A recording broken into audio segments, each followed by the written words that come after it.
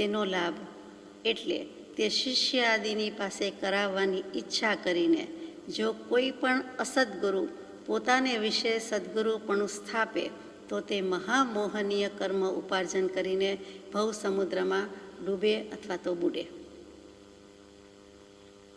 અહીંયા સદ્ગુરુ અને અસદ્ગુરુની વાત આવી. શબ્દ મૂક્યો જે આગલા અનુસંધાનમાં છે, એવો માર્ગ વિનય તણો ભાખ્યો શિવ વિતરાગ. આ વિનય શબ્દનું બહુ મહાત્મ્ય છે, આપણે જાણીએ છીએ. દરેક જગ્યાએ મહાત્મ્ય છે, વ્યવહારમાં એટલું જ મહાત્મ્ય છે. એથી અદકેરું અનેરું અધિકું હોય તો અધ્યાત્મ માર્ગમાં છે. વિનય તો પહેલાંમાં પેલું મૂળ છે, પાયો છે, પગથિયું છે, સાધન છે, આધાર છે, જે કયો તે છે. જે આગમ રચાયા છે તેમાં 4 મૂળ સૂત્ર છે. એમાં શ્રી દશવૈકાલિકજી, શ્રી ઉત્તરાધ્યયનજી, શ્રી નંદી સૂત્રજી, શ્રી અનુયોગદ્વારજી. એમાં શ્રી દશવૈકાલિકજી સૂત્રના 10 અધ્યયનના 9મા અધ્યયનમાં પહેલું જ મુકાયું વિનય સમાધિ અધ્યયન, જેને બોધામૃતના પહેલા ભાગની જૂની આવૃત્તિમાં પરમ પૂજ્ય બ્રહ્મચારીજીએ અગ્રસ્થાન આપ્યું છે. પ્રસ્તાવના અને એ અધ્યયન કે વિનય ગુણ વિના તો કાંઈ આગળ જવાતું જ નથી. આ મોક્ષનો માર્ગ છે, મૂળ માર્ગ છે. એવો માર્ગ વિનય તણો, એમાં પણ વિનય શબ્દ આવ્યો અને સદ્ગુરુ સત્શિષ્યના સંબંધ આવ્યા. તો વિનય ને વિનય એ અધ્યયન વિચારવા જેવું છે કે સદ્ગુરુદેવની સદ્ગુરુ તત્વ છે એની આશાતના ન થઈ જાય એમ સાચવી સંભાળીને રહેવાનું છે. એવી જ રીતે શ્રી ઉત્તરાધ્યયનજી સૂત્ર જેવું મૂળ સૂત્ર, એના 36 અધ્યયન, એ 36 અધ્યયનના પહેલા અધ્યયનની પહેલી ગાથા સંજોગા વિપમુખસ અર્ણગારસ ભિક્ષુણો વિણયમ પાહુ કરી સામી આણુપુવીમ સુણે હમે. આ વિનય નામનું પ્રથમ અધ્યયન છે અને વિનય શબ્દ વડે હું આ મોક્ષ માર્ગ કે મૂળ માર્ગ કહેવાનો પ્રયત્ન કરીશ એમ ચોખ્ખું કહી દીધું. ઉત્તરાધ્યયનજી સૂત્ર એટલે પ્રભુ મહાવીરની અંતિમ દેશના કહેવાય છે અને તેના 36 અધ્યયનમાં એટલે કે મોક્ષની વાત છેલ્લે કહી દેવાની છે. દેશના દેવાઈ ગઈ છે, કેવલ જ્ઞાન પછીની વાત છે અને તે વખતે નિર્વાણ થતાં પહેલાં જે અંતિમ દેશના છે તેના 36 અધ્યયનમાં પ્રારંભ ક્યાંથી કર્યો તો કે શુભારંભ કર્યો હોય તો વિનય શબ્દથી, વિનય અધ્યયનથી, વિનયના મહાત્મ્યથી. એટલે તે વિનયની વાત આપણે કરી રહ્યા છીએ કે અનેક કૃપાદેવ કરાવે છે આપણને કે એવો માર્ગ વિનય તણો ભાખ્યો શિવ વિતરાગ. મૂળ હેતુ એ માર્ગનો સમજે કોઈ સૌભાગ્ય. એમાં એક વાત એવી પણ આવી કે ગુરુ રહ્યા છદ્મસ્ત પણ વિનય કરે ભગવાન. તો એ ગુરુ રહ્યા છદ્મસ્ત પણ વિનય કરે ભગવાનમાં આપણે એક દૃષ્ટાંત તો વિચારી જ લીધું હતું ગૌતમ સ્વામીનું. હવે બીજું દૃષ્ટાંત કે બીજી વાત શું છે તો કે ચંદનબાલા અને મૃગાવતીજી. એ દૃષ્ટાંત પણ એટલું જ સુવિખ્યાત છે. ચંદનબાળા એટલે મહાવીર સ્વામીના પ્રથમ પ્રમુખ પ્રધાન જે કયો તે શિષ્યા છે, સાધ્વીજી છે અને દીક્ષા લઈ લીધી છે એટલે સાધ્વીજી કહું છું. ત્યાર પછી મૃગાવતીજી પણ છે. શિષ્યા મૃગાવતીજી છે અને ગુરુણીના પદે ચંદનબાલાજી છે.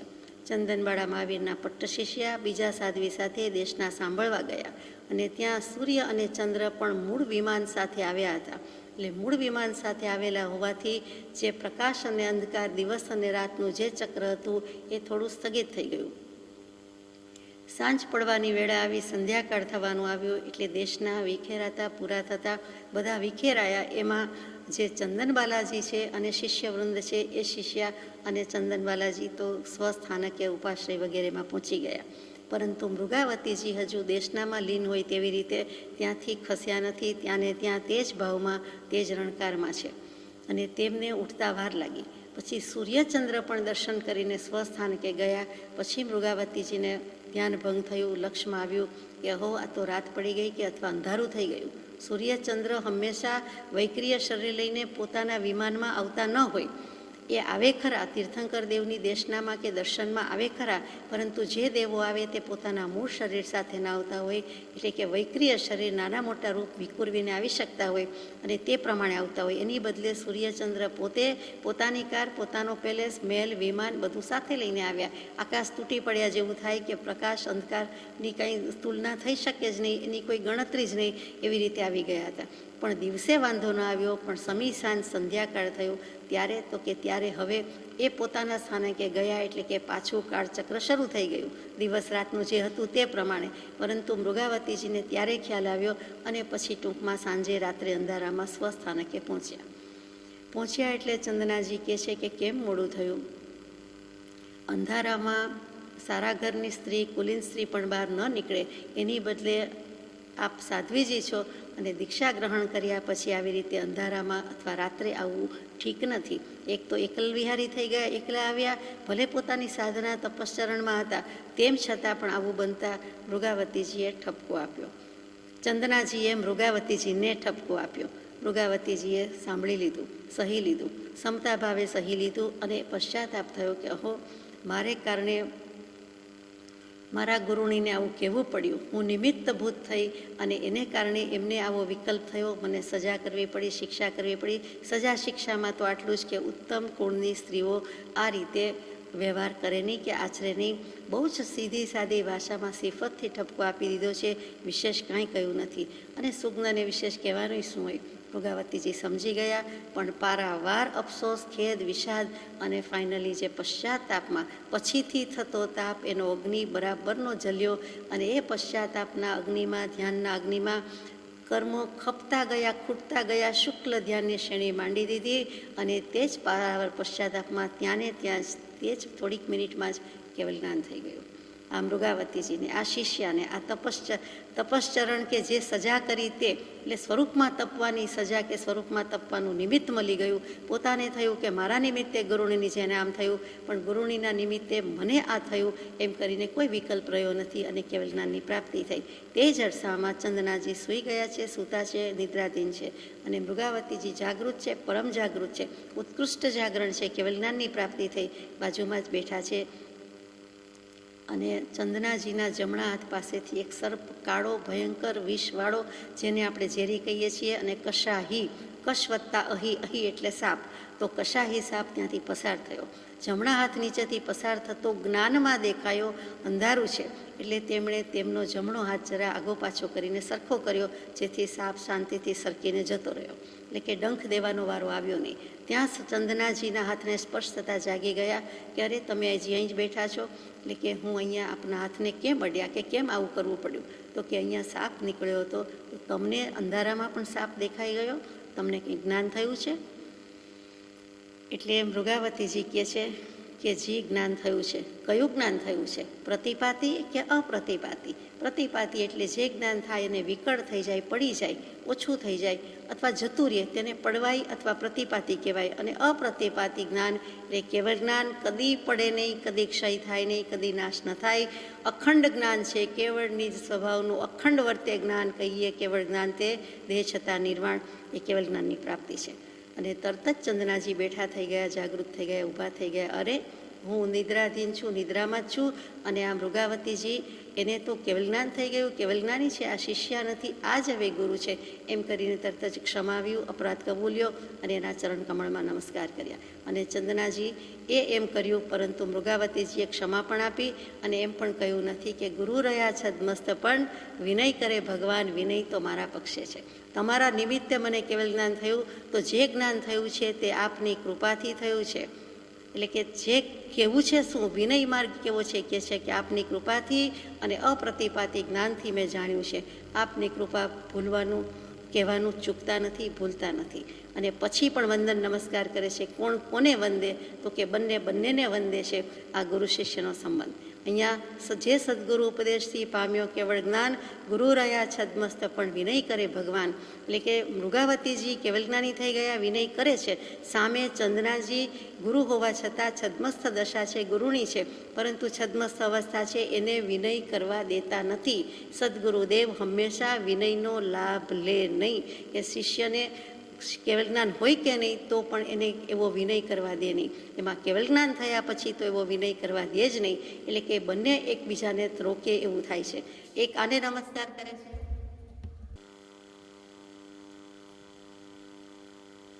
એકબીજાને વંદન કરવા દેતા નથી, બીજો પહેલાંને વંદન કરવા દેતા નથી. આ સદગુરુ અને સત્શિષ્યના સંબંધમાં જ્યાં સુધી કેવલ જ્ઞાન નથી, ત્યાં સુધી શિષ્ય સદગુરુનો વિનય કરે છે અને સદગુરુદેવ એ માન્ય કરે છે. પરંતુ કેવલ જ્ઞાન થઈ જાય છે તો સદગુરુદેવ છદ્મસ્થ હોવાથી શિષ્યને તે વિનય કરવા દેતા નથી કે નાના મને ન હોય. એવી જ રીતે શિષ્ય સમજે છે, ગુરુ પણ સમજે છે.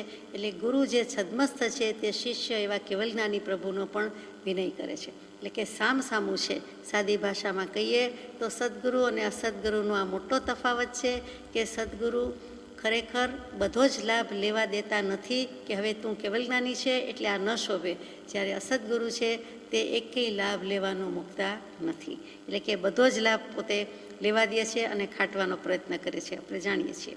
તો અહીંયા વાત હતી કે અસદ્ગુરુએ વિનયનો લાભ લહે જો કાંઈ, મહામોહનીય કર્મથી બુડે ભવજળમાય.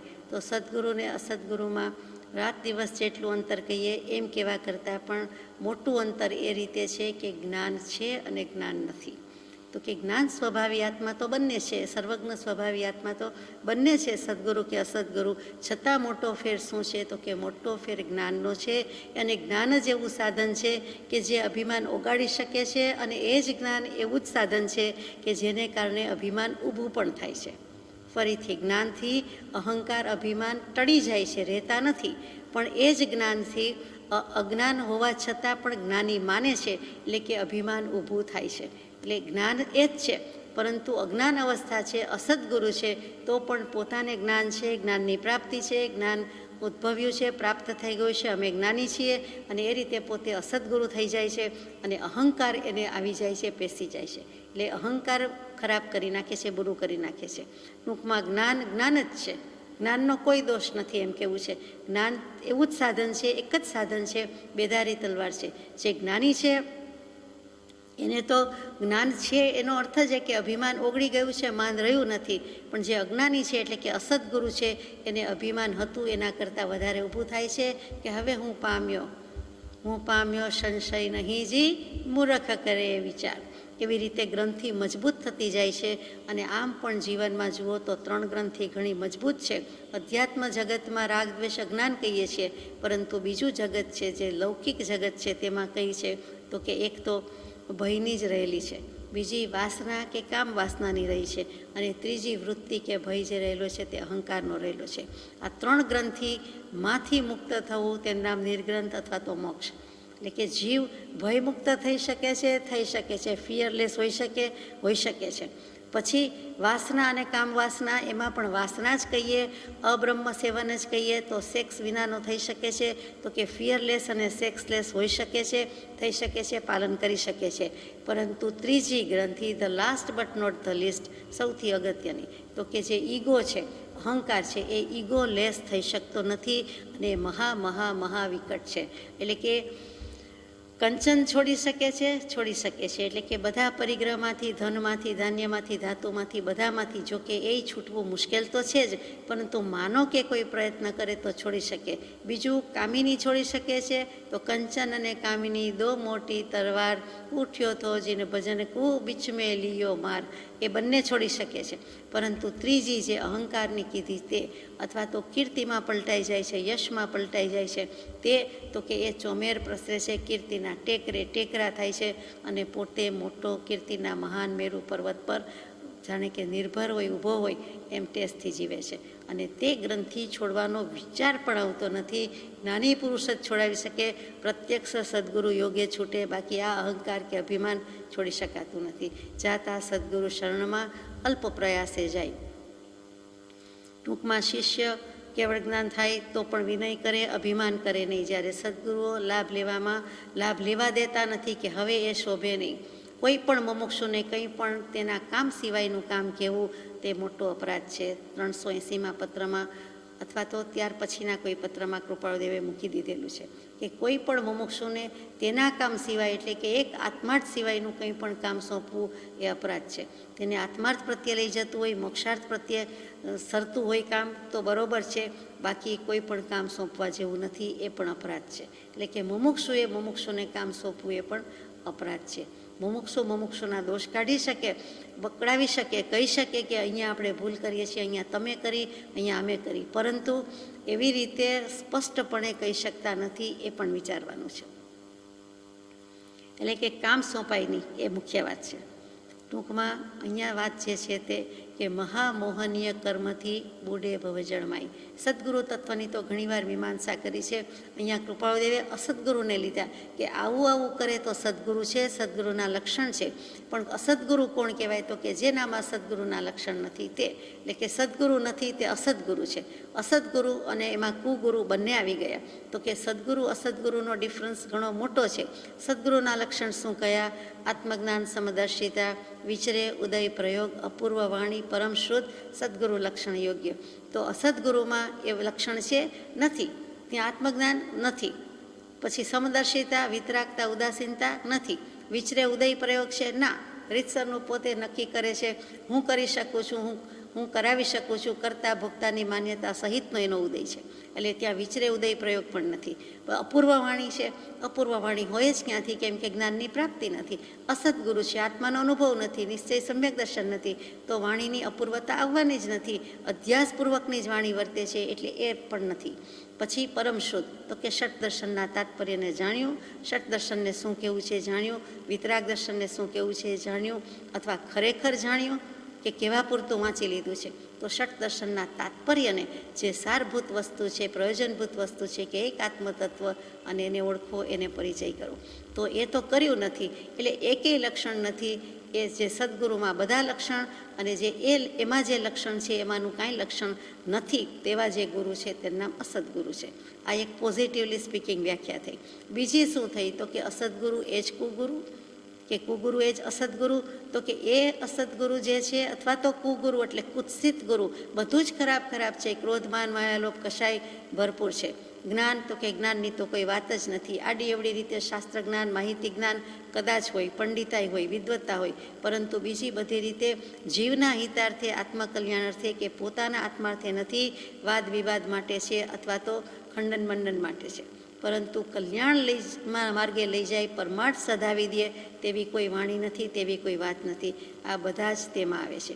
અને ઉદય પણ કરતા ભોગતાની માન્યતા છે, અને બીજાના ગળે પણ એ જ બંધાવે છે. પોતે શંકામાં ગળકા ખાતો હોય, એ બીજાને પણ શંકાના પોટલા પડીકા જ બંધાવે, દેખીતી વાત છે. પોતાને જ જ્યાં શંકા હોય, પોતાને જ્ઞાન ન હોય અને શંકા રહેતી હોય, તો પોતે બીજાને સમાધાન કેવી રીતે કરાવી શકે? એટલે આ બધું અસદગુરુને કુગુરુની વાત છે. એવા અસદગુરુ જો આ પ્રકારે વિનયનો લાભ લે કે અહો શિષ્ય અને સદગુરુ, એમાં સદગુરુ અને કેવલ જ્ઞાન થઈ જાય છે, શિષ્યને કેવલ જ્ઞાન થઈ જાય છે, તો સદગુરુદેવનો તે પણ વિનય કરે છે. કેવડી પ્રભુ જો સદગુરુનો વિનય કરે છે, તો તમે તો બધા હજુ શિષ્યો છો, તો તમારે તો અમારો વિનય કરવો જ જોઈએ. એમ કરીને અસદગુરુ છે, સેવાનો વિનયનો લાભ લે છે, ખાટે છે, અને ખાટવા જતાં ખોટમાં ધંધો થાય છે. પોતાને મોટી ખોટ આવે છે એની ખબર નથી, ધંધો માંડ્યો છે અને એક પછી એક ખોટ સહન કરતો જાય છે. આ ખોટ ક્ષમ્ય નથી, આ ખોટ સહન ન થાય તેવી છે, પણ અસદગુરુને ભાન પડતી નથી, અને એ પ્રમાણે વિનય કરાવે છે, વિનયની અપેક્ષા રાખે છે, વિનયનો લાભ લેવડાવે છે, તો એ પણ ખોટું છે. અને શું થાય, એનું નુકસાન કેવું છે? તો કે જગતના જીવો કે બીજા જીવો, પતિ, પત્ની, સંતતિ, એની સંતતિ, અથવા તો ધન, લક્ષ્મી, પ્રોપર્ટી, માલ, મિલકત, ખેતી વગેરે પ્રત્યે મોહ કરશે. કોઈ પણ વ્યક્તિ, કોઈ પણ વસ્તુ, કોઈ પણ પદાર્થ પ્રત્યે મોહ કરશે, તો માત્ર મોહ કર્યો કહેવાશે. અહીંયા અસદગુરુ જો આવો વિનયનો લાભ લેવડાવશે તો મહામોહ કહેવાશે. અહીંયા કૃપાળુદેવનો શબ્દ તો જુઓ, બીજે બધે જ એકલું મોહ છે. ઉપજે મોહ વિકલ્પથી સમસ્ત આ સંસાર, એટલે મોહ જ દુઃખનું કારણ, ચોક્કસ કારણ. પરંતુ અહીંયા તો સદગુરુ, અસદગુરુ જે છે તે સદગુરુ નથી, અને પોતાને કેવડાવે, મનાવે, અને આવી જાઓ સેવામાં તૈયાર, અમે તો તૈયાર જ છીએ તારી વારે વાર, ને તમે સેવામાં આવી જાઓ, તમે અમારી આજ્ઞા ઉઠાવો, ચાલો કરો કામ, હવે ક્યારે શરૂ કરો છો, એમ બોલાવે છે. એમ જે કરે છે એ મહામોહનીય છે, બીજું કાંઈ નથી. એટલે કે મિથ્યાત્વ મોહ છે, મોટો મોહ છે, અને મહામોહ કહી દીધું કે જે મિથ્યાત્વ મોહનીયના કર્મના ઉદયથી કેટલી લાંબી સ્થિતિ બંધાય, તો કે અનંતાનુબંધી ગયા નથી. એટલે ક્ષણે ક્ષણે, સમય સમયે અનંત કર્મનો વ્યવસાય છે, અને 70 કરોડાકરોડ સાગરો પમની સ્થિતિ બાંધી દે છે.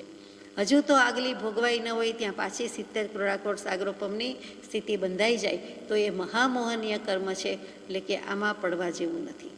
એટલે કે આ ધંધા કરાય જ નહીં, પણ કરે છે.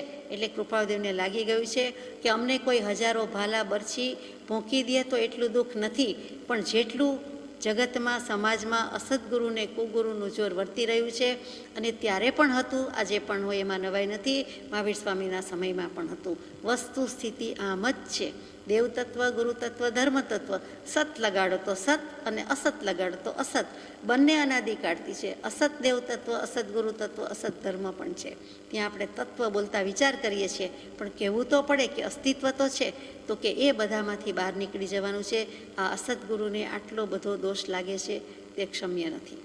એટલે કૃપાળુદેવે ત્યાં પણ રેડ લાઇટ તો આપી જ દીધી છે, સિગ્નલ આપી દીધું છે કે વિચારજો, કદાચ કાંઈ એવો ભાવ આવ્યો હોય, કોઈને સ્પર્શી ગયો હોય, તો આ વાત કે આ ગાથા સાંભળતા વિચારતા એમ થાય કે આ કરવા જેવું નથી, આના જેવું સદગુરુ પદ જેવું જોખમવાળું એકેય પદ નથી. દુનિયામાં કોઈ પદ, પદવી, પ્રતિષ્ઠા એવી જોખમવાળી નથી જેટલી ગુરુના માથે રહેલી છે. માટે એ તો કરવા જેવું જ નથી. આગળ જઈએ. 21મી ગાથા પછી 22મી ગાથા છે. હોય મુમુક્ષુ જીવતે સમજે એહ વિચાર, હોય મતાર્થી જીવતે અવળો લે નિર્ધાર. જે મોક્ષાર્થી જીવ હોય તે આ વિનય માર્ગાદિનો વિચાર સમજે અને જે મતાર્થી હોય તે તેનો અવળો નિર્ધાર લે. એટલે કાં પોતે તેવો વિનય શિષ્ય આદિ પાસે કરાવે અથવા અસદગુરુને વિશે પોતે સદગુરુની ભ્રાંતિ રાખી આ વિનય માર્ગનો ઉપયોગ કરે, જે આપણે થોડું ઘણું પણ વિચાર્યું. આગળ જઈએ. સંબોધ સત્તરી નામનું એક નાનકડું સૂત્ર શાસ્ત્ર પણ બહુ મજાનું છે. એમાં ઘણા સૂત્રો છે, ટચુકડા બધા છે, પ્રાકૃત ભાષામાં, અર્ધમાગધી ભાષામાં છે. એમાં એક વસ્તુ અત્યંત સુંદર, અનિવાર્ય, કે આણાઈ તવો આણાઈ સંજમો, તહચ દાનમ આણાઓ, આણા રહિયો ધમ્મો પલાલ પુલ્લુલ્લ પડીહાઈ. આજ્ઞાપાલન એ જ મુખ્ય છે, એની જ આરાધના અને એ જ ધર્મ. જેમ આચરાંગ સૂત્ર જેમાં કહ્યું કે આણાએ ધમ્મો આણાએ તવો, આજ્ઞાનું આરાધન એ જ તપ અને આજ્ઞાનું આરાધન એ જ ધર્મ. એવી રીતે અહીંયા પણ કહ્યું આજ્ઞા એ જ તપ છે, આજ્ઞા એ જ સંયમ છે, અને દાન છે એ પણ આજ્ઞા છે અને એમાં પણ ધર્મ જ છે. તો કે જ્ઞાન દર્શન ચારિત્ર તપ કહીએ છીએ, દાનશીલ તપ ભાવ કહીએ છીએ. આ બધી રીતે ધર્મ છે અને આજ્ઞા હોય તો એ ધર્મ છે. આજ્ઞાપાલન એ મુખ્ય છે. જ્યારે આજ્ઞાપાલનની વાત આવે તો મિલિટરીમાં કાંઈ ઓછું આજ્ઞાપાલન હોય, કેટલું કડક શિસ્ત પાલન હોય. એટલે તો આપણે મિલિટરી માઇન્ડને મિલિટરી ડિસિપ્લિન કહીએ છીએ. તો એ આજ્ઞાપાલન તો અહીંયા કહે છે પલ્લાલ પુલ્લુલ પડી ગઈ, એટલે કે પોલીસ ખાતોય કરે છે અને સૈનિકોય કરે છે અને જે કાંઈ યોદ્ધા છે, લડે છે, તે બધા કરે છે. અને તે લોકોની માર્ચ પાસ જોઈ હોય અથવા તો આપણને ખબર પડે કે સાવધાન કીએ, બાએ મુડેંગે બાએ મૂડ, દાએ મુડેંગે દાએ મૂડ, પીછે મુડેંગે પીછે મૂડ. અને જે સાવધાની છે, સમય સમયની છે, ક્ષણ ક્ષણની છે. તો પેલા પક્ષી જેવી છે, ભારંડ પક્ષી જેવું સાવધાન છે. બે મોઢા, એક મોઢોથી ખાય જમે અને બીજું મોઢું છે એ સતત વિચાર કરે, સતત ખોજ હોય કે કોઈ મારા ઉપર તો ટાંપ નથી કરીને બેઠું ને. એટલે કે એક આંખથી તે જોયા કરે અને એક મોઢાથી જમે. બે મુખ છે ખરેખર. શાસ્ત્રોમાં ભારંડ પક્ષી જેવું અપ્રમત્ત થવાની બોધ આપી છે, દેશના આપી છે. તો એવી જ રીતે અહીંયા પોલીસ ખાતું વગેરે છે એ પણ આજ્ઞાપાલન તો કરે છે. જોકે કરતું હોય તો લો એન્ડ ઓર્ડર તો બધા દેશમાં છે, બધે છે, એમાં મિલિટરીનું તો સૌથી વખણાય. તો અહીંયા પાલન શબ્દ નથી કેવું ભગવાન કહે છે. સંબોધ સત્તરી આરાધનાની વાત છે, આરાધના શબ્દ છે. આજ્ઞાનું આરાધન, આજ્ઞાનું પાલન લખ્યું નથી. આજ્ઞાનું આરાધન એ જ તપ અને આજ્ઞાનું આરાધન એ જ ધર્મ. આચરાંગ સૂત્રજી લ્યો કે સંબોધ સત્તરી લ્યો. શું કામ? તો કે પાલન કહીએ છીએ એમાં થોડુંક દબાણ, થોડુંક ટેન્શન, થોડું સ્ટ્રેસ, થોડું ભાર એ પ્રમાણે છે, એટલે કે તણાવ આવે છે. જ્યારે આરાધન કહીએ છીએ ત્યારે સારો શબ્દ છે, એમાં સમર્પણ અને ભક્તિ છે. આ મોટો ફરક છે. આરાધના વિરાધનાનો ફરક તો જાણીએ છીએ, પણ પાલના અને આરાધનામાં શું છે? તો કે આવા સમ્યક દર્શન સુધી લઈ જાય એવા બોલોની સદણા, પાલના, સ્પર્શના, આરાધના ન કરી હોય તો, એમ કરીને આપણે આલોચનામાં મિચ્છામી દુક્કડમ કરીએ છીએ. અહીંયા પણ એ જ વાત આવી કે અહીં પાલન નથી કહેવું, પણ સંબોધ સત તરીકે છે કે આજ્ઞાનું આરાધન. તો હોય મુમુક્ષુ જીવતે સમજે એ વિચાર. એ વિનય માર્ગ છે, મોક્ષ માર્ગ છે, એની આરાધના કરશે, એનું પાલન કરશે એમ નથી કીધું, એની આરાધના કરશે. હોય મતાર્થી જીવતે અવળો લે નિર્ધાર. એ તો અવળું પરિણમશે, એટલે એ તો વધારે ને વધારે લાભ લેવા જશે. એ મતાર્થીનું કામ છે, પણ આત્માર્થીનું કામ નથી. અહીંયા ચોખ્ખું કહી દીધું કે આ બંનેને આટલો ફરક પડે. મુમુક્ષુ જુદો પડી જાય છે, મતાર્થી જુદો પડી જાય છે. વિનય ગુણ તો સરખો જ છે. એ વિનય વિનયતી અપનયતી, કર્મોથી દૂર લઈ જાય છે તે વિનય, તે મોક્ષ. એ વિનયના એક જ જ્ઞાનની જેમ અખંડ તત્વ જેવું છે, પણ ભેદ ભાંગાથી સમજવા માટે કહ્યું છે. તો કે વિનયના 5 ભેદ, વિનયના 12 ભેદ, વિનયના 52 ભેદ, વિનયના 66 ભેદ, વિનયના 13 ભેદ. આપણે ભાંગામાં જતા નથી, એ ગાથા આપણે પૂરી કરી છે. પરંતુ સારાંશ રૂપે એવું કે સત્પુરુષનો યોગ થાય. ફરીથી કહું કે સત્પુરુષનો યોગ થાય, પ્રાપ્તિ નહીં. યોગ થાય છે, ઓળખાણ થાય છે, એટલે બહુમાન થાય છે, એટલે પ્રેમ થાય છે. અને એ પ્રગટ કરવાની રીત કે પદ્ધતિ, તેનું નામ વિનય છે.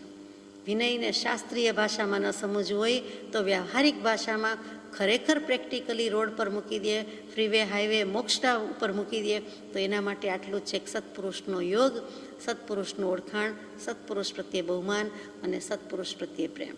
એટલે પર પ્રેમ પ્રવાહ બઢે પ્રભુ સે સબ આગમ ભેદ સૂર બસે, એની વાત કહી. તો એવી જે રીત પદ્ધતિ છે એનું નામ વિનય છે. પછી દેખીતી રીતે હોય કે નહીં, દૈહિક રીતે હોય કે નહીં, પણ એ વિનય વ્યવહારિક રીતે દેખાય નહીં, પણ પારમાર્થિક રીતે તો છન્ન પ્રછન્ન રીતે રહેલો જ છે. કેમ કે ગુરુ શિષ્યના સંબંધ છે, અને શિષ્ય અને સત્પુરુષ વચ્ચેનું કંઈ પણ અનુસંધાન હોય, કડી હોય, ઐક્ય ભાવ હોય, આત્મભાવ હોય, તાદાત્મ્ય હોય, તો આ વિનય છે. ગુરુ શિષ્ય ત્યાં જુદા જ પડે છે કે કોણ કોનો કેટલો વિનય કરે છે. બંને વચ્ચે વિનય રહ્યો છે. ગુરુનો પણ શિષ્ય પ્રત્યે કેટલોક વિનય હોય છે જ, અને વિનય શિષ્યનો પણ ગુરુ પ્રત્યે એટલો હોય છે જ. સમજવા જેવી વાત છે. જ્ઞાન અને આચરણ. તો જ્ઞાન સાથે જ્યારે આચરણ ભળે છે, એનું બળ ભળે છે, ત્યારે તે બોધ કહેવાય છે. કંઈ પણ વસ્તુ જાણી જ્ઞાન, પછી એ પ્રમાણે આચર્યું, જ્યાં જ્યાં જે યોગ્ય છે ત્યાં સમજવું, તે ત્યાં તે આચરે, આત્માર્થી જણે, એટલે તરત જ સમજે એવું આચરે, જાણે એવું પાલન કરે. એટલે જ્ઞાન સાથે આચાર આવ્યો, જ્ઞાન સાથે આચરણ આવ્યું, એટલે એનું બળ વધી ગયું, અને તેનું જ નામ બોધ કહેવાય છે. બીજું કંઈ બોધની વ્યાખ્યા સમજાતી નથી. સત્પુરુષના હૃદયમાં રહેલી જ્ઞાનધારા જ્યારે શિષ્યના હૃદયમાં અવતરી જાય છે, આવિર્ભાવ પામે છે, ત્યારે તેને બોધની પ્રાપ્તિ કહેવાય છે. ફરીથી સદગુરુના હૃદયમાં તો જ્ઞાનધારા વહેતી જ હોય છે, તો શિષ્યના હૃદયમાં પણ આછી પાતળી તો હોય જ છે. એક જ્ઞાનધારા છે, બીજી કર્મધારા છે. પણ સત્પુરુષના હૃદયની વહેતી ધારા શિષ્યના હૃદયમાં જ્યારે અવતરી જાય છે, જન્મી જાય છે, ત્યારે તેને બોધની પ્રાપ્તિ થાય છે. અહીંયા મુમુક્ષુ અને મતાર્થી જેવું બેયની વાત લીધી છે, એટલે આપણે બધું લાંબુ વિચારીએ છીએ કે મુમુક્ષુ છે એ તો સવડો જ નિર્ધાર કરવાનો છે, સમજી જવાનો છે. પણ શીલ અને સદાચાર જેવી કોઈ પવિત્ર વસ્તુ નથી, મૂડી નથી, ધન નથી. ધ બેસ્ટ અલંકાર, ધ બેસ્ટ ઓર્નામેન્ટ હોય તો તે છે. એટલે સત, શીલ ને સદાચારના પાયા એ મુમુક્ષુ હશે એ સમજી જશે. વૈષ્ણવજન તો તેને કહીએ રે જે પીડ પરાઈ જાણે રે. તો એ જે પદ છે એમાં 18 લક્ષણ મૂક્યા હશે, જાણે કે ગીતાજીના 18 અધ્યાય સમાવી દીધા હોય તેવું લાગે. ઉત્તરાજનજી સૂત્રના 18 અધ્યાય આવી જતા હોય તેવું લાગે. 18 જ્યાં પણ આવતું હોય તે બધું આપણને લાગે. એ અષ્ટાદશ મહાપુરાણનો સાર આવી જતો હોય એમ પણ લાગે. એ વૈષ્ણવજનના લક્ષણમાં. આપણે મતાર્થી અગર તો મુમુક્ષુજનના લક્ષણની વાત કરવાની છે, તો અહીંયા કૃપાદેવ કહે છે હોય મુમુક્ષુ જીવતે સમજે એ વિચાર. એને વિચાર આવશે જ કે શું કરવું જોઈએ. પવિત્રતાનું મૂળ સદાચાર છે, સદાચાર નથી તો જીવનમાં કાંઈ નથી. અને અહીંયા સદાચાર કહીએ એટલે સત અને શીલ બે જેના પાયા છે તે. પ્રભુશ્રીજી કહે કે આશ્રમ સ્થાપ્યો છે તો સત અને શીલ તેના પાયા છે. તો એ રીતે સત અને શીલ તો કોઈ પણ આશ્રમના પાયા છે. એટલે કે કોઈ પણ આશ્રમ કહેતા કોઈ પણ મુમુક્ષુના ભાવના પાયા છે.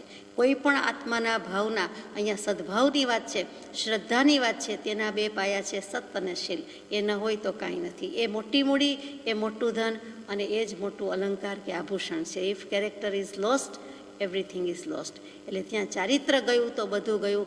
એ પણ શીલનો અર્થ થાય. અને આપણે અધ્યાત્મ સૃષ્ટિમાં શીલ કહેતા સ્વભાવ નથી તો કાંઈ નથી. દરેક વસ્તુ તેના સ્વભાવથી જ છે. એક ભેદે સ્વભાવ એ જ આ જગતનો પ્રવર્તક છે, નિયમ એ જ આ જગતનો પ્રવર્તક છે, ઋત સત્ય સત એ જ આ જગતનો પ્રવર્તક છે. તો શીલ સદાચાર, સતશીલ સદાચાર તો જોઈએ ને જોઈએ. આલોચનામાં ઘણી જ વાર શીલના વખાણ સાંભળીએ, કહીએ છીએ, ગાઈએ છીએ. શીલે સર્પન આભળે, શીલે અરી કરી કેસરી. શું કામ? શીલે શીતલ આગ. શું કામ છે? તો કે એ જ સ્વભાવ છે. અને વિભાવમાં ન જાય તો આ બધા જ ગુણ સ્વભાવના તો હાજર જ છે. એટલે ત્યાં શીલ સ્વભાવ કહી દીધું, શીલ સદાચરણ કહી દીધું, શીલ ચારિત્ર કહી દીધું. ચારિત્ર સમજી શકીએ છીએ, પણ પયડી શીલ સહાવો એકાર્થ શબ્દાહ એકાર્થ વાચકાહ એ ભૂલી જવાય છે. પયડી એટલે પ્રકૃતિ, શીલ અને સહાવો એટલે સ્વભાવ. આ ત્રણેય શબ્દ એક જ છે અને એનું નામ પ્રકૃતિ કયો, શીલ કયો કે સ્વભાવ કયો. જ્યારે શીલ વાપરીએ ત્યારે સ્વભાવ વાપરીએ, ત્યારે પ્રકૃતિ વાપરીએ તો આ બધા એક સરખા જ અર્થ છે. દરેકનો અર્થ સ્વભાવ થશે. પ્રકૃતિ તો સ્વભાવ, શીલ તો સ્વભાવ. નચિકેતા અને યમરાજાની વાત યાદ આવે, લાંબી તો કહેવાની નથી. તો યમરાજા નચિકેતાને કહે છે કે ન અયમ આત્મા પ્રવેચને ન લભ્ય. નચિકેતા કહે છે મને ગમે ત્યાં લઈ જાઓ પણ મને આત્માનું સ્વરૂપ સમજાવો, મને આત્માની પ્રાપ્તિ જોઈએ, મૃત્યુ પછી શું થાય છે જીવનું તે જોવું છે, તમે લઈ જાઓ. યમરાજા કે ચાલ સાથે, પણ મને બતાડો. તેમાં એણે ઘણું માગી લીધું, મને દેખાડો એ કેવી રીતે બતાવે આત્મા, અને કેવળ જ્ઞાન સિવાય જોઈ શકાતો નથી. તે વખતે યમરાજા સમજાવે છે કે વાત મૂકી દે, આ આત્મા ન અયમ આત્મા પ્રવચન ન લભ્ય, પ્રવચન કરવાથી કે સાંભળવાથી પ્રાપ્ત થઈ શકતો નથી. ન મેધયા બુદ્ધિથી પ્રજ્ઞાથી પણ પ્રાપ્ત થઈ શકતો નથી. ન બહુશ્રુતેના તું ઘણો બધો બહુશ્રુત થઈ જાય, પરમશ્રુત થઈ જાય, સત્શ્રુતનો અઠંગ અભ્યાસી થઈ જાય તો પણ તેનાથી પ્રાપ્ત થતો નથી. તો કેવી રીતે પ્રાપ્ત થાય છે? પછી જવાબ આપે છે કે સત્યેન બ્રહ્મચર્યેણ એટલે કે શીલેન તપસા લભ્ય. આ યમરાજા જેવો યમરાજા પણ જો આવો જવાબ આપી શકે છે તો પછી આપણને કૃપાળુદેવ કે મહાવીર સ્વામી મળ્યા એમ કહીએ તો એ તો એવો જવાબ આપે, એમાં નવાઈ જ નથી. અનંતા જ્ઞાની અથવા અનંતા તીર્થંકર દેવનો એક જ ઉપદેશ કે પાત્રતા માટે આ સત્ય, બ્રહ્મચર્ય અને તપ હોવું જોઈએ. પાત્ર વિના વસ્તુ ન રહે, પાત્રે આત્મિક જ્ઞાન, પાત્ર થવા સેવો સદા બ્રહ્મચર્ય મતિમાન. એ પણ ધીમેકથી અહીંયા આવી ગયું કે હોય મુમુક્ષુ જીવતે સમજે એ વિચાર. અહીંયા સદગુરુને અસદગુરુનો વિચાર કરવાનો છે એ પણ કહ્યું. સ્વરૂપનો લક્ષ થયો નથી, સ્વરૂપની સમજણ નથી એ પણ આવ્યું, અને સાથે સાથે આ પણ આવ્યું કે શરૂઆત ક્યાંથી થાય છે? તો કે શરૂઆત અનેક આત્માના ગુણ બધામાં રહેલા હશે, અનંત ગુણ રહેલા હશે. અનંત ગુણનું મૂળ ગુણ એવું જે સ્વભાવ જે છે તે છે, અને ત્યાં પહોંચવા માટે સર્વ પ્રમાદ વશ કરવાને માટે પ્રમાદને વશ કરી દેવાના છે. પહેલાં હાંકી કાઢવાના છે, અને ન હાંકી કઢાય તો પછી એને આપણે વશ થાય. પ્રમાદને વશ આપણે નહીં, આપણને અધીન પ્રમાદ. પછી તો પ્રમાદનું અસ્તિત્વ રહેતું નથી. અને એટલા માટે પણ બ્રહ્મચર્ય વ્રતને સૌથી વધારે ઉત્તમ કહ્યું છે, ઉપકારી કહ્યું છે. પાત્રનો આધારશિલા છે તે છે તો બધું છે. શંકરાચાર્યજી જેવા શંકરાચાર્યજી 3 વસ્તુની દુર્લભતા બતાવે ખરું કે આ જગતમાં 84 લક્ષ જીવયોનીમાં મનુષ્યત્વ મળવું જ મહાદુર્લભ છે. મનુષ્યત્વ મળી ગયું તો સદગુરુનો તે પણ યોગ જ શબ્દ વાપરે છે, યોગ મળવો મહાદુર્લભ છે. અને ત્યાર પછી એ બંને થઈ ગયું તો બંનેના યોગે બંનેની પ્રાપ્તિ થયા પછી મુમુક્ષુતા પ્રગટતી નથી, એ મહાદુર્લભ ગઈ. અને અહીંયા 3 જ વસ્તુ મૂકી છે, પરંતુ શાસ્ત્ર કરતાં અથવા આપણે કૃપાદેવના બળે કહી શકીએ, બોધ બળે કહી શકીએ કે ચોથામાં ચોથી દુર્લભાથી દુર્લભ હોય તો એ આત્માની સહજ અવસ્થા છે. એટલે કે સહજ સ્વરૂપનું ભાન થવું પછી ઘણું દુર્લભ થઈ જાય છે. પેલું મનુષ્યત્વ દુર્લભ છે, પછી સદગુરુનો યોગ દુર્લભ છે, પછી મુમુક્ષુતા દુર્લભ છે. અને માનો કે મુમુક્ષુતા આવી તો વિચાર બળે કર વિચાર તો પામી જાય તો પોતાને સહજ સ્વરૂપનું લક્ષ થઈ જશે. અને ન પામે તો પછી અનંત ઉપાયે પણ મોક્ષ નથી.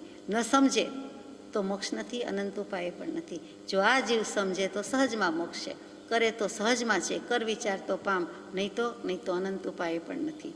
એટલે હોય મુમુક્ષુ જીવતે સમજે એ વિચાર કે સદગુરુને અસદગુરુનો ભેદ તો મારે કરવો જ પડશે અને પાડવો જ પડશે.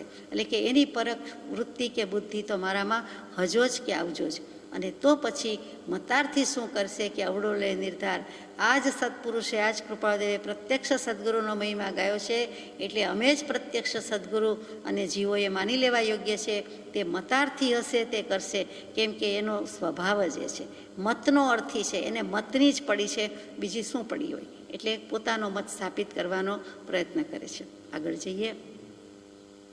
આ જ વસ્તુ વિચાર સાગરમાં મૂકી, જુદી જુદી રીતે મૂકી છે. તે વિચારીએ કે સાધન ચતુષ્ટય જોઈએ કે સત્સાધન સમજ્યો નહીં ત્યાં બંધન શું જાય. તો સાધન 4 પ્રકારના કયા? પહેલું શું કહ્યું? તો કે નિત્ય અને અનિત્યનો વિવેક હોવો જોઈએ. આત્મા નિત્ય કે દેહ નિત્ય? તો દેહને જતો જલતો જુએ છે, જાણે છે, મૂકી આવે છે એટલે ખબર છે કે દેહ જ અનિત્ય હોવો જોઈએ. દરેકના ઘરમાંથી કોઈને કોઈ ગયું છે, વાત કરનારા પણ રહેનારા નથી એમ સમજાયું છે. એટલે આપણે સમજી શકીએ છીએ કે દેહ અનિત્ય છે. એનો અર્થ એમ કે આત્મા નિત્ય છે. જો આત્મા નિત્ય છે એ 100% મનાઈ જાય, સર્વાંગીણ રીતે મનાઈ જાય તો આપણું કામ થઈ જાય છે. આત્માનું અસ્તિત્વ અને આત્માનું નિત્યત્વ બે જ તો સમજવાના છે. અહીંયા ફરીથી કહેવાય જાય છે કે હોય મુમુક્ષુ જીવ તે સમજે એ વિચાર. એટલે નિત્ય અનિત્યનો વિવેક કરી શકે એ પહેલું સાધન છે. બીજું સાધન જેમાં વિચારની ષટ સંપત્તિ બતાવી છે કે શમ, દમ, તિતિક્ષા, ઉપરતિ, સમાધાન.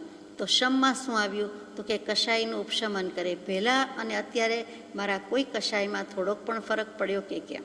દમ, ઇન્દ્રિયોનું દમન કરે. પછી શ્રદ્ધા, એટલે કે જે કંઈ સદગુરુ મળ્યા તો એના વચનમાં શ્રદ્ધા છે, અથવા તો હું મતાર્થી જ છું કે હું કાંઈક શ્રદ્ધા ધરાવું તો આત્માર્થી છું કે મુમુક્ષુ છું. એટલે મુમુક્ષુના પક્ષે આ બધા લક્ષણ હોવા જોઈએ. પછી તિતિક્ષા એટલે શું? તો કે સહનશક્તિ, સહનશીલતા.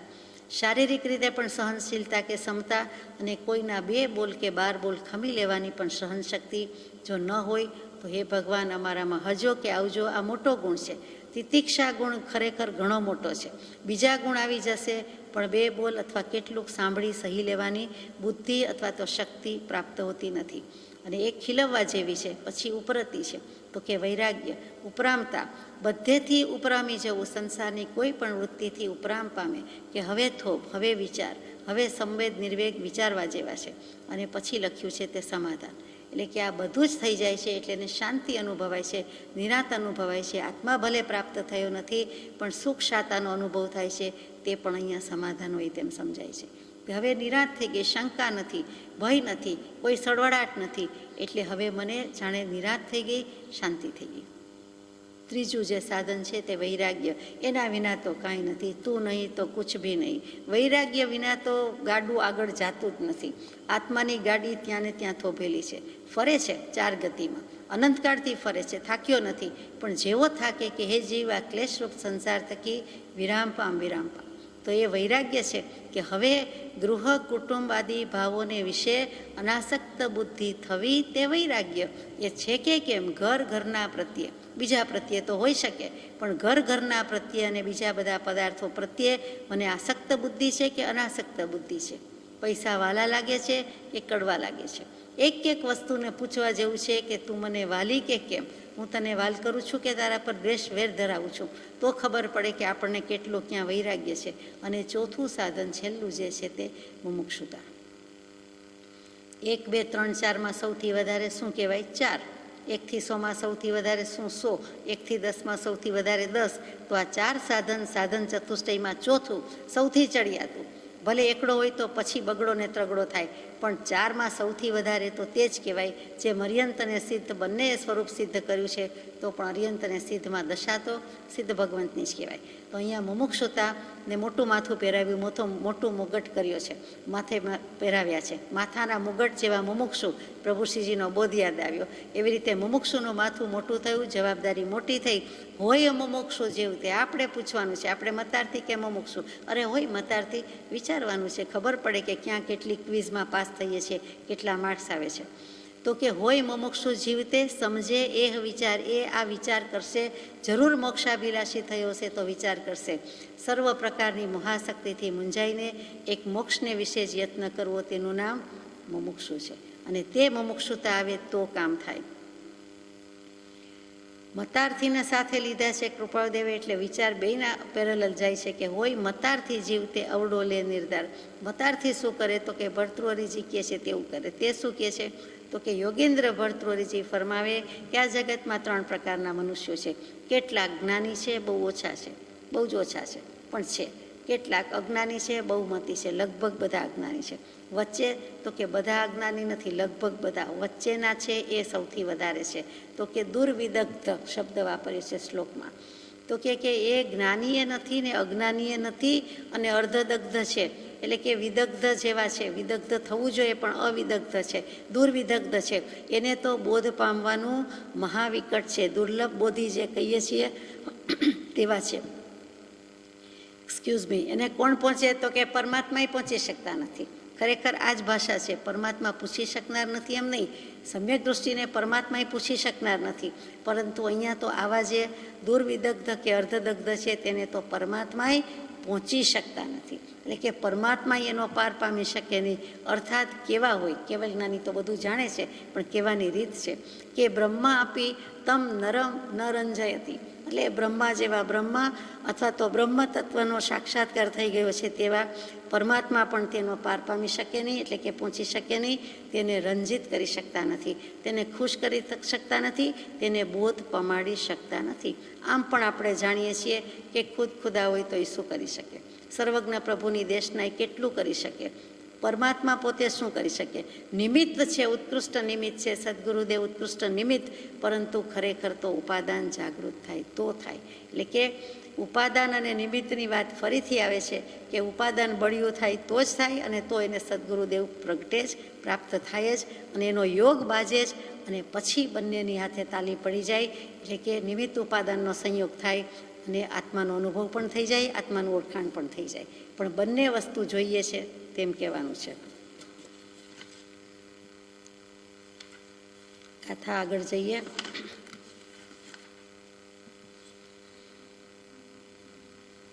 હોય મતારથી તેહને થાય ન આત્મલક્ષ, તેહ મતારથી લક્ષણો અહીં કયા નિરપક્ષ. 23મી ગાથા છે. જે મતારથી જીવ હોય તેને આત્મજ્ઞાનનો લક્ષ થાય નહીં, એવા મતારથી જીવના અહીં નિષ્પક્ષપાતે લક્ષણો કયા છે?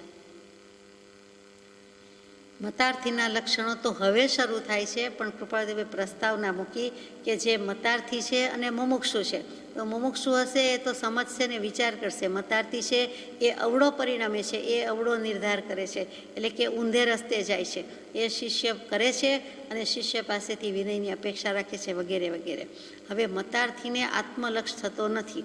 શું કામ? તો કે મતાર્થીના લક્ષણો જેવા છે, અને એ નિષ્પક્ષપાતે કૃપાળદેવ કહે છે કે અમે કહીએ છીએ એક હોય ત્યાં બીજું ન હોય. મતાર્થી હોય ત્યાં આત્માર્થી ન હોય, અને આત્માર્થ હોય ત્યાં મતાર્થ ન હોય. મતાર્થ અને આત્માર્થ વચ્ચેનો સંબંધ બહુ વિચારવા જેવો છે. આત્માર્થ અને મતાર્થ વચ્ચેનો સંબંધ પૂછવા જેવો છે. આત્માર્થ શું? તો કે પ્રકાશ. મતાર્થ શું? તો કે અંધકાર. એક હોય ત્યાં બીજું સંભવે નહીં. પ્રકાશ હોય ત્યાં અંધકાર નથી, ને અંધકાર હોય ત્યાં પ્રકાશ નથી. પ્રકાશ અને અંધકાર વચ્ચે એક વખત ઝઘડો થયો. આમ તો બેયને સામસામું બોલવાના સંબંધ નથી, અને એકબીજાના અસ્તિત્વને સાંખી શકતા નથી. એટલે પ્રકાશ હોય ત્યારે અંધકાર હાજર ન હોય, ને અંધકાર હોય ત્યારે પ્રકાશ હાજર ન હોય. પણ એક વખત ટકરાઈ ગયા, સંધ્યાકાળ હશે કે ગમે તેમ, તો અંધકારને એમ થયું કે મારે કોર્ટમાં જવું છે. અંધકાર કોર્ટમાં ગયો, બધી નીચલી કોર્ટમાં હારી ગયો, પછી સુપ્રીમ કોર્ટમાં ગયો, ને ત્યાં કહે છે કે આ પ્રકાશ મારી પાછળ પડેલો છે, મને જંપીને શાંતિથી રહેવા દેતો નથી, મારી પાછળ જ પડેલો છે, અનંતકાળથી પડેલો છે, હવે કંઈક ફેંસલો કરવો છે. જજ પણ ખરા હશે તો ન્યાયાધીશે વાત સાંભળી અને સાંત્વન આપ્યું કે તારી વાત ખરી હશે, પરંતુ મારે સાક્ષી જોઈએ, અને હું આમાં સૂર્ય મહારાજાને સાક્ષી તરીકે બોલાવું છું. સવાર પડી, પરોઢ થઈ ગયું, સવાર પડી ગઈ, દિવસ ચડી ગયો, મધ્યાહ્ન થયો, કોર્ટમાં વારો આવ્યો. એટલે ત્યાં કહ્યું કે આ સૂર્યની હાજરીમાં હવે હું નિર્ણય આપું છું, જુબાની સાક્ષી સૂર્યની છે. તો જ્યાં સૂર્ય સામું જુએ, સૂર્યની વાત કરી, ત્યાં અંધકાર, જેણે દાખલ કરેલી, એપ્લિકેશન કરેલી અથવા વાદી હતો, એ તો ભાગી ગયો, ઊભી પૂંછડીએ ભાગ્યો, એ તો ટક્યો જ નહીં. એટલે કે ત્યાં હાજર હતો જ નહીં, હાજર રહી શકે જ નહીં. વળી સૂર્યના પ્રકાશમાં હોય તો દેખાય પણ નહીં, પણ આ તો હતો જ નહીં. એટલે અંધકારની કાંઈ જજમેન્ટ કરવાનું જજને આવ્યું જ નહીં, કેમ કે ઓટોમેટિક જ પોબારા ગણી ગયો. એની હાજરીમાં એ હોઈ જ શકે નહીં. કહેવાનું તાત્પર્ય કે પ્રકાશ અને અંધકાર ગમે ત્યારે સેજ હોય, ટોર્ચનો હોય, સેજ માત્ર હોય, સોય જેટલો હોય તો પણ પ્રકાશ તે પ્રકાશ. અંધકારના ગમે તેટલા પ્રકાર પાડીએ તો પણ તેમાં પ્રકાશ હોઈ શકે નહીં, સંભવી શકે નહીં, મળી શકે નહીં. એટલે ત્યાં વાત પૂરી થઈ ગઈ, કે આ દૃશ્ય થઈ ગયો. કહેવાનું તાત્પર્ય એટલું જ છે કે આત્માર્થ છે ત્યાં મતાર્થ નથી, ટકી શકતો નથી, અને મતાર્થ છે ત્યાં આત્માર્થ આવી શકતો નથી, હોઈ શકતો નથી. હવે મતાર્થી ખરેખર કોણ કહેવાય? તો કે મત અને અર્થી, જેને મતની જ પડી છે, જેને મતની જ ગરજ છે, મતનો જ સ્વાર્થ છે, મતનો જ અર્થ છે, મત એ જ એનો હેતુ, મત એ જ એનું પ્રયોજન, મત એ જ એનું લક્ષ્ય, એનું નામ મતાર્થી. ગમે ત્યાંથી તપાસો, છાલ જુઓ, બી જુઓ કે ગર જુઓ, પણ બધી રીતે મતનું જ ફ્રૂટ છે. આખું ફ્રૂટ, આખું ફળ, મત મત ને મત. બધું સરખું. છાલ બી ને ગર્ભ તો જુદા પડે છે. આ તો ત્રણેય વસ્તુ મત ને મત, બધું જ મતાર્થ જ છે. અને મત માટે જ કરે છે, મત વધારવા, મત સ્થાપિત કરવા અથવા ઉત્થાપન કરવા. પણ પોતાનો મત તો રાખે જ છે કોઈ પણ વ્યક્તિ, કોઈ પણ ગચ્છની, મતની, સંપ્રદાયની કે ક્યાંય પણ. તો એ જ્યાં સુધી મુમુક્ષુ નથી ત્યાં સુધી એ મતાર્થી જ છે. અને મતાર્થપણું જતું નથી ત્યાં સુધી એ મુમુક્ષુ થઈ શકતો પણ નથી. હેમચંદ્રાચાર્યજીએ આપણને 3 રીતે રાગના પ્રકાર બતાવ્યા ખરું. કામરાગ, સ્નેહરાગ અને દૃષ્ટિરાગ. પહેલો સ્નેહરાગ છે, પછી કામરાગ, પછી દૃષ્ટિરાગ. તો સ્નેહરાગમાં શું આવે તો કે આપણે દરેક વ્યક્તિ, પાત્ર, પરિસ્થિતિ, પદાર્થ પ્રત્યે જે કાંઈ મોહ, પ્રેમ, રાગ, આસક્તિ, એટેચમેન્ટ કરીએ છીએ તે બધો જ સ્નેહરાગ છે. સાદી ભાષામાં એટેચમેન્ટ. જ્યાં પણ આસક્ત ભાવ છે, જ્યાં પણ સંગ ભાવ છે, આ સંગનો બીજો પર્યાય શબ્દ આસક્તિ, આસક્તિનો બીજો શબ્દ સંગભાવ છે. વેદાંત દર્શન વગેરે સંગભાવ શબ્દ જ વાપરે છે. જૈન દર્શન રાગાદિક ભાવને રાગાદિક બુદ્ધિ વધારે વાપરે છે. સાદી ભાષામાં એકલો રાગ વાપરે છે. તો એ રાગ કહો, આસક્તિ કહો કે સંગભાવ કહો, એ બધો જ સ્નેહ રાગમાં જાય છે. સ્નેહ શું કામ તો કે સ્નેહ ધાતુ છે, એટલે ઘી તેલ જેમ ચિકાસ છે એને સ્નિગ્ધ પદાર્થ કહેવાય છે. ઘી, તેલ, દિવેલ વગેરે ચીકણા સ્નિગ્ધ પદાર્થ. તો એવી જ રીતે આ રાગ, દ્વેષ વગેરે ભાવ છે, આસક્તિ છે, મોહ છે, એ પણ એટલી જ ચિકાસ ધરાવે છે. માટે ત્યાં સ્નેહરાગ છે. સમજી ગયા કે આપણને જગતની વસ્તુઓમાં અને વ્યક્તિઓમાં પ્રેમ ઢોળી નાખ્યો છે. પ્રેમ બોલીએ છીએ પણ ખરેખર એ સ્નેહ ઢોળી દીધો છે. એટલે કાંઈ નહીં તો કોઈ વખત શાકભાજી જેવી તુચ્છ વસ્તુમાં અને લીલા મરચાં પ્રત્યે પણ રાગ કે સ્નેહ ઢોળી દીધો. તો કે એ વિચારવા જેવું છે. એ બધી જ વસ્તુ સ્નેહરાગમાં ગઈ. પછી કામરાગ શું તો કે વિજાતીય સંબંધ હોવાથી તેને કામરાગ કહેવાય છે. ઈચ્છા તો તેમાં પણ રહેલી છે. તો કે તે જે પતિ પત્નીનો કે સ્ત્રી પુરુષનો જે કોઈ સંબંધ છે તો તેને કામરાગ કહીએ છીએ. 5 ઇન્દ્રિયના વિષયથી જે કંઈ વાસના ઈચ્છા ઉદ્ભવે છે તે પણ કામરાગમાં જાય છે. એ પણ ભૂલવા જેવું નથી. 14 રાજલોકની કામના એ પાપ છે, કૃપાળદેવ કહે છે. કોઈ પણ વસ્તુ આજે નહીં તો ભવાંતરે, બીજા ઘરે, બીજા દેશમાં, બીજી જગ્યાએ પણ સેજ પણ ઈચ્છા થઈ, એટલે એ કોઈ પણ પદાર્થની ઈચ્છા થઈ, 5 ઇન્દ્રિયના વિષય પોષવાની ઈચ્છા થઈ, એટલે તે પાપ જ છે, અપરાધ જ છે. અને તેનું નામ કામ છે, કામના છે. માત્ર સ્પર્શેન્દ્રિયનો વિષય લીધો નથી, પણ માત્ર વિજાતીય સંબંધની વાત આવે ત્યારે એ કામરાગ છે. પછી એ તો ઘણા છોડી શકે છે, એમાં કંઈ મોટી વાત નથી. એટલે કે આ રાગ, સ્નેહરાગ અને કામરાગ તો છોડે છે. ત્રીજી જે વાત આવી તે દૃષ્ટિરાગ છે, અને તે છોડવો મુશ્કેલ છે. અમને અમુકનું જ સાંભળવું ગમે, અમને અમુકનું જ લખેલું ગમે, અમને અમુકની પાસે જ ગમે, અમને અમુકની પાસેથી જ બોધ લેવો ગમે, અમને અમુક ગુરુ જ ગમે, અથવા અમુક જ જગ્યાનો મોહ હોય, અમુક ક્ષેત્રમાં જ ફાવે કે અનુકૂળતા આવે કે ગમે. આ બધું શું છે? એમાં વ્યક્તિ વિશેષ આવે ત્યારે એ દૃષ્ટિરાગ છે. અને દર્શનની વાત આવે, દાર્શનિક પ્રવાહની વાત આવે ત્યારે એ પણ દૃષ્ટિરાગ છે. કે અમને તો અમારું વેદાંત દર્શન જ વાલું છે, અમને તો અમારું વિતરાગ દર્શન જ માન્ય છે. બરોબર છે, એક જ માન્ય કરવાનું હોય કરી દઈએ, પણ મતાગ્રહ, હઠાગ્રહ કે કદાગ્રહ નથી. પણ જે સત છે એને જ મુમુક્ષુ હોય તે રૂડું જાણે અને રૂડું આચરે. એટલે ક્યાંય પણ દર્શનની મૂલવણી કરે છે ત્યારે પણ એને તટસ્થતાથી કરવું જોઈએ. જે કૃપાળદેવે શબ્દ વાપર્યો છે કે મતાર્થી જીવના લક્ષણ અહીં નિષ્પક્ષપાતે કયા છે, એટલે કે દૃષ્ટિરાગ વિના કયા છે. અમને કંઈ વાલું દવલું નથી, કોઈ પ્રત્યે રાગ દ્વેષ નથી, કોઈ પ્રત્યે શત્રુ મિત્રનો ભાવ નથી, એવી સમદર્શિતા તો છે. સદગુરુ તત્વમાં આત્મજ્ઞાન પછી સમદર્શિતા તો બીજું જ લક્ષણ મૂક્યું છે. એટલે જે કહે છે તે નિષ્પક્ષપાતથી, તટસ્થતાથી, મધ્યસ્થ ભાવથી બરોબર કહેવાના છે.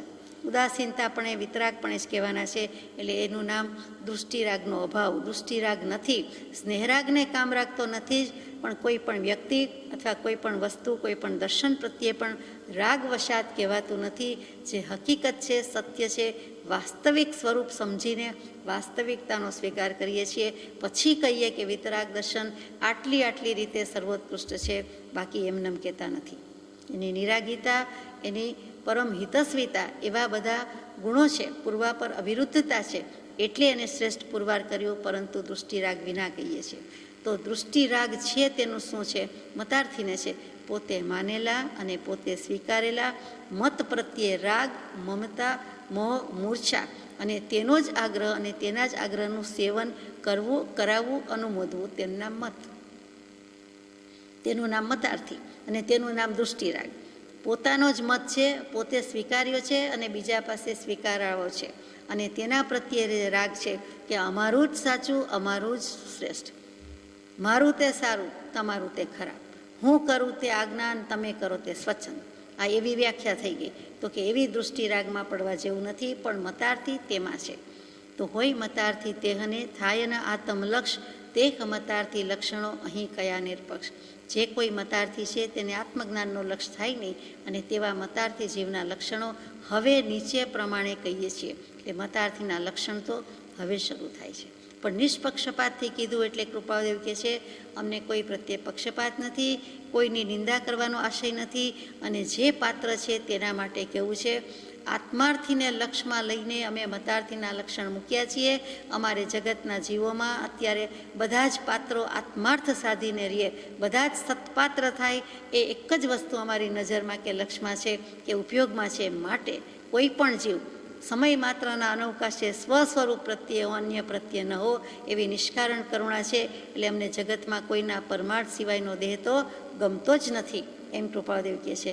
અને પછી આત્માર્થ સાધી લઈએ એટલા માટે મતાર્થીના લક્ષણ મૂક્યા કે આટલું આટલું હોય તો મતાર્થી છો, અને કાઢી નાખવા મહેનત કરજો, મૂકજો, અને તો પછી ઓટોમેટિક આત્માર્થ સાધી શકાશે. આગળ જઈએ. ગાથા નંબર 24, મતાર્થી લક્ષણ. બાહ્ય ત્યાગ પણ જ્ઞાન નહીં, તે માને ગુરુ સત્ય અથવા નિજ કુળ ધર્મના, તે ગુરુમાં જ મમત્વ. જેને માત્ર બાહ્યથી ત્યાગ દેખાય છે પણ આત્મજ્ઞાન નથી, અને ઉપલક્ષણથી અંતરંગ ત્યાગ નથી, તેવા ગુરુને સાચા ગુરુ માને. અથવા તો પોતાના કુળ ધર્મના ગમે તેવા ગુરુ હોય તો પણ તેમાં જ મમત્વ રાખે. બાહ્ય ત્યાગ છે, ત્યાગ અને વૈરાગ્યમાં ઝૂલે છે. દેખીતી રીતે એમ થાય કે આના જેટલો કોઈ ત્યાગી દેખાતા નથી. એમ બાહ્ય ત્યાગ પૂરેપૂરો છે. મુમુક્ષુ હોય કે મુનિ હોય, બાહ્ય ત્યાગ તો છે જ. પરંતુ ખાલી ચણો વાગે ઘણો, અને અંદર જુઓ તો ખાલી ખમ, પોલાર્યું પોલાણ છે. તો આત્મજ્ઞાન નથી, સમ્યક દર્શન નથી, આત્મ અનુભવ નથી, નિશ્ચય સમ્યક દર્શન નથી, અને ઉપલક્ષણથી અંતરંગ ત્યાગ નથી. જ્યારે ત્યાગ છે એમ દેખાય છે તો કે બાહ્યથી દેખાય છે, એમાં આવી જ ગયું કે અંતરંગ ત્યાગ નથી. અંતરંગ ત્યાગ કોને નથી, કોને કહેવાય તો કે આત્મ પરિણામનો અન્ય પદાર્થથી તાદાસ્મ્ય અધ્યાસ નિવર્તવો, તેને શ્રીજીન ત્યાગ કહે છે. એટલે કે પોતાના પરિણામ તે આત્મ પરિણામ અને અન્ય પદાર્થ જે પર છે એના પ્રત્યે તરત જ મર્જ થઈ જાય છે, ઇન્વોલ્વ થઈ જાય છે, આસક્ત થઈ જાય છે, તાદાત્મ્ય સાધી લે છે. પુસ્તક જોતા હોય તો પોતે પુસ્તક જેવો થઈ જાય છે, જળ જેવો થઈ જાય છે. ભેંસ જોતા હોય તો ભેંસ જેવો થઈ જાય છે, પાડા જોતા હોય તો પાડે જેવો થઈ જાય છે. એમ જે કૃપાદેવે મૂક્યું છે કે ટોપી જોતા ટોપી આત્મા થઈ જાય છે, કોઈ ડ્રેસ જોતા ડ્રેસ આત્મા થઈ જાય, ઘડિયાળ જોતા ઘડિયાળ આત્મા થઈ જાય. તો એમ જે થઈ જાય છે, તાદાત્મ્ય સાધી લે છે, તેમ ન કરવું તેને ત્યાગ કહે છે. એટલે કે પર પ્રત્યેની પ્રીતિ તોડી દીધી. પર પ્રત્યેથી પ્રીતિ તોડે તો રહે ક્યાં? સ્વ તો છે જ, સ્વરૂપ સ્વભાન તો મુકાતા નથી, તો એ એમાં જ રહે, ત્યાં જ એની સ્થિતિ થાય અને એની પ્રાપ્તિ થઈ જાય. તો તે જે કોઈ કરે છે તેની વાત છે કે બાહ્ય ત્યાગ છે પણ જ્ઞાન નથી, તો એ બાહ્ય ત્યાગ જ કહેવા પૂરતો જ ત્યાગી છે, અને અંતરંગ ત્યાગ પણ નથી. એટલે કે કાંઈ જ નથી, અને છતાં એને સાચા ગુરુ માને. એક તો ગુરુ માને તોય વાંધો, એમાં પાછા સાચા ગુરુ એટલે સદગુરુ માને, અને તે વાંધો છે. મતાર્થીને તો એમ થાય કે મારી શ્રદ્ધા, ઈષ્ટદેવ દેવીની સાધના આરાધના કરતા હોય તો એમ થાય કે મારી શ્રદ્ધા, એને શ્રદ્ધા તો કેવી જ પડે. તો શ્રદ્ધાના પાછા 3 પ્રકાર મૂક્યા કે સાત્વિકી, રાજસી અને તામસી. તો કે એને સાત્વિકી શ્રદ્ધા નહીં કહેવાય, સત પ્રત્યે નહીં લઈ જાય, આત્માના પ્રત્યે નહીં લઈ જાય, આત્માના અસ્તિત્વ પ્રત્યે નહીં લઈ જાય, પણ રાજસી કર્મરજ બંધાવશે, ઘણી બંધાવશે. અને તામસી એટલે કે અજ્ઞાનનો અંધકાર જ રહેશે, તમસ જ રહેશે. એટલે કોઈ દિવસ ઊંચો આવવાનો નથી, એને ક્યારેય કલ્યાણ થવાનું નથી, પણ ખબર નથી પડતી. એટલે કે ગમે તેને ગુરુ માની દીધા, સાચા ગુરુ માન્યા, ત્યાગ દેખાય છે પણ આત્મજ્ઞાન નથી. અને પોતાના કુળ ધર્મના ગમે તેવા ગુરુ હોય તો પણ તેમાં જ મમત્વ રાખે કે અમારા કુળમાં બાપ દાદાની પેઢીથી, 71 પેઢીથી કે 5 પેઢીથી 7 પેઢીથી આ ગામમાં અમારો જ ધર્મ છે, અમારા કુટુંબનો છે, અને અમારે એ છોડી શકાય નહીં. કેટલુંક માતાજી, કેટલાક ક્ષેત્રપાલ, કેટલાક ઈષ્ટદેવ દેવી એમ પણ જાણે અમારા રક્ષણ કરતા છે, ને આટલું તો કરવું જ જોઈએ, એટલા કર તો ભરવા જ જોઈએ, એટલું તો એમને ચડાવવું જ જોઈએ ને ધરાવવું જ જોઈએ. એ બિલકુલ ગલત માન્યતા છે. એટલે એક મોટામાં મોટું મિથ્યાત્વ છે, એ પણ મૂકી દેવાનું છે. તે ગુરુ નથી, તે સાચા ગુરુય નથી, અને તેમાં જ મમત્વ રાખે છે. તો એ ક્યાં જાય? તો કે બીજે ક્યાંય નહીં, 4 ગતિમાં ફર્યા કરશે. એનું નામ મતાર્થી છે. એટલે બાહ્ય ત્યાગ પણ જ્ઞાન નહીં, તે માને ગુરુ સત્ય અથવા નિજ કુળ ધર્મના, એટલે પોતે માનેલા જે છે તેમાં જ એને મમતાર્ય છે. સ્થાનકવાસી તો સ્થાનકવાસી, દેરાવાસી તો દેરાવાસી, અથવા તો દિગંબર તો દિગંબર, તેરાપંથી, પાયચન ગચ્છી, તપા ગચ્છી, અંચલ ગચ્છીથી માંડીને ઘણા બધા છે. તે અમે માન્યા એ શું ખોટા? પણ જો આત્મજ્ઞાન નથી, સમ્યક દર્શન નથી, આત્મ અનુભવ નથી, તો ખોટા જ વળી. સાચાને સાચું કહેવું, ખોટાને ખોટું કહેવું. આનંદગંજી મહારાજ કહે, આત્મજ્ઞાની શ્રમણ કહાવે, બીજા તો દ્રવ્ય લિંગી રે. આત્મજ્ઞાની શ્રમણ કહેવાય. મોક્ષ માર્ગનો શ્રમ ઉઠાવે છે, માર્ગે પહોંચશે, એનું નામ શ્રમણ છે. જે કોઈ સાધના કરે છે તે શ્રમણ છે, મોક્ષની સાધના કરે છે. એટલે આત્મજ્ઞાની અને શ્રમણ કહાવે. એને સાચા સાધુ કીધા, શ્રમણ શ્રમણી કયા. બીજા તો દ્રવ્યલિંગી, એટલે આગલાને ભાવલિંગી કયા, ભાવમુનિ કયા, અને દ્રવ્યમુનિ પણ કયા. જ્યારે બીજા આત્મજ્ઞાન વિનાના ખોખલા, તો કે એને દ્રવ્યલિંગી કયા. એટલે કે દ્રવ્યથી મુનિપણું છે, સાધુપણું છે, ગુરુપણું છે, હકીકતમાં નથી. એટલે સ્વીકાર્ય થાય તેમ નથી એમ. અને મતાર્થી સ્વીકારે છે, એટલા માટે આપણે એને મતાર્થી કહીએ છીએ. જે કોઈ આવું સ્વીકારે છે તેને આપણે મતાર્થી કહીએ છીએ. આગળ જઈએ. 25મી ગાથા. જે જીન દેહ પ્રમાણને સમવસરણાદિ સિદ્ધિ, વર્ણન સમજે જીનનું રોકી રહે નિજ બુદ્ધિ. હવે ગુરુનામ ગુરુની વાત આવે છે કે જીન દેહ છે, આવડો દેહ હોય, 500 ફૂટની હાઈટ હોય, 500 ધનુષ્યની અવગાહના હોય, તો એને જીન ભગવાન કહેવાય? અથવા તો કેટલું બધું સરસ મજાનું દેવો આવીને સમવસરણ રચે, હાઈ ક્લાસ સભા મંડપ રચી દીધો હોય, તો એને આપણે સમવસરણ કહીએ છીએ. સમવસરણ છે શું? 12 પરિષદ બેસી શકે, અનેક લોકો બેસી શકે, બધી ગતિના બેસી શકે, નરક ગતિનો અપવાદ છે. બાકી 3 ગતિના બેસે, વેરભાવ ભૂલીને બેસે, શાંતિથી બેસે, કૂતરાની બાજુમાં બિલાડી, બિલાડીના ખોળામાં ઉંદર વગેરે બેસીને દેશના સાંભળી શકે. એવો જે ભાવ, એટલે કે વેરભાવ ભૂલી જાય, કેવા અનાસક્ત હશે, કેવો જાતિ સ્વભાવ ભૂલી જતા હશે. તો સમવસ્ત્રણ એટલે એવી એક જંગી જાહેર ધર્મસભા જ છે. તેથી તો વિશેષ કાંઈ નથી. કે સમવસંતી યત્ર, કે જ્યાં બધા સમ્યક પ્રકારે સારી રીતે બીજા બધા વેરભાવના સંબંધ ભૂલીને બેસી શકે છે, સાંભળી શકે છે, તે સમવસ્ત્રણ છે. અને તીર્થંકર દેવ માટે જ રચાતું હોય છે. એમનો જ પ્રિવિલેજ છે, વિશિષ્ટ અધિકાર છે, બીજા કોઈ માટે રચાતું નથી. એમ ઉપમા આપીએ કે એના જેવું લાગે છે, પણ એ નહીં કહેવાય. તો એ સમવસ્ત્રણ. તો કે એમાં તીર્થંકર દેવ બિરાજે છે, એટલે આપણે માનીએ છીએ કે આટલી બધી શોભા છે, આટલો સુંદર સભા મંડપ, તો પછી ભગવાન તો ઊંચો જ કહેવાય ને, મોટો જ કહેવાય, એટલે કરીએ છીએ એમ નથી. વર્ણન સમજે જીનનું રોકી રહે નિજ બુદ્ધિ. એમાં ને એમાં આપણી બુદ્ધિ રહીએ, ઉપયોગ રહીએ, ખડી રહીએ, એમાં અટકી જાય તો એ પણ યોગ્ય નથી. જે અટકી રહ્યો તે મતાર્થી છે. જે જીનના દેહાદિનું વર્ણન છે તેને જીનનું વર્ણન સમજે છે, અને માત્ર પોતાના કુળ ધર્મના દેવ છે માટે મારાપણાના કલ્પિત રાગે સમવસરણ આદિ મહાત્મ્ય કયા કરે છે, અને તેમાં પોતાની બુદ્ધિને રોકી રહે છે.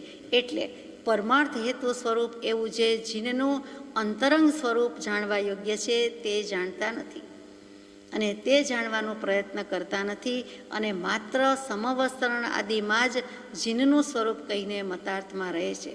આટલા જોજનનું લાંબુ પડવું હતું, વળી બીજી માન્યતા કે ના આટલું નહીં આટલું હતું. શું ફેર પડે છે? કેટલું લાંબુ પડવું હતું કે કેટલું ઊંચું હતું? એમાં સોના ચાંદી હીરા મોતી રત્ન કેટલા હતા એની સાથે મતલબ નથી, એમાં કેટલા આવ્યા હતા એ પણ મતલબ નથી. પણ જે જીન ભગવંતને વંદન નમસ્કાર કરીએ છીએ, આ માથું ઝૂકે છે, તે તેમના સ્વરૂપથી ઝૂકે છે, સ્વરૂપની સિદ્ધિ કરી છે, સંપૂર્ણ સ્વરૂપની સિદ્ધિ કરી છે, માટે કરીએ છીએ. દેવાગમ નભોયાનસ ચામરાદિ વિભૂત સમંત ભદ્રજી ત્રાડ પાડીને કહે છે તે કે હે સર્વજ્ઞ દેવ, અમે કાંઈ તમારી બાહ્ય વિભૂતિથી તમને ભજતા નથી, અષ્ટ પ્રાતિહાર્ય છે એટલે ભજતા નથી, 34 અતિશયથી ભજતા નથી.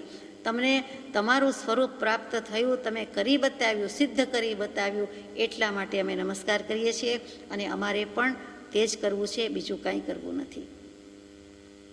ટૂંકમાં કહેવાનું તાત્પર્ય કે આત્મબોધમાં જે નિશ્ચિતપણે અસાધારણપણે પરિણામદાયક કાર્ય કરે છે, જેની હાજરીમાં થાય છે, છતાં પોતે કશું કરતા નથી અને છતાં જેની હાજરી વિના કશું થઈ શકતું નથી, તે તત્વનું નામ કંઈ હોય તો તે સદ્ગુરુ તત્વ છે. અને તે જે કંઈ થશે તે સદ્ગુરુથી થશે, બાકી નહીં થાય. અહીંયા પરમાત્માનું સ્વરૂપ પણ સમજવા માટે સદ્ગુરુ તત્વ જોઈએ છે, સદ્ગુરુનું સ્વરૂપ સમજવું પડે છે, તો એ જીન સ્વરૂપ સમજાય છે. વધારે વાત આપણે પછી લઈશું. અંતમાં હવે તો હે સ્વામી તવ ચરણની ભેટ થઈ તો સુણાવો સદ્બોધો ભવતરણ શ્રદ્ધા પ્રગટજો. છૂટું છૂટું ક્યારે સ્વગત ભણકારા જગવજો. વિસારું સારું સમરણ તમારું સતત હો. સજાત્મ સ્વરૂપ પરમ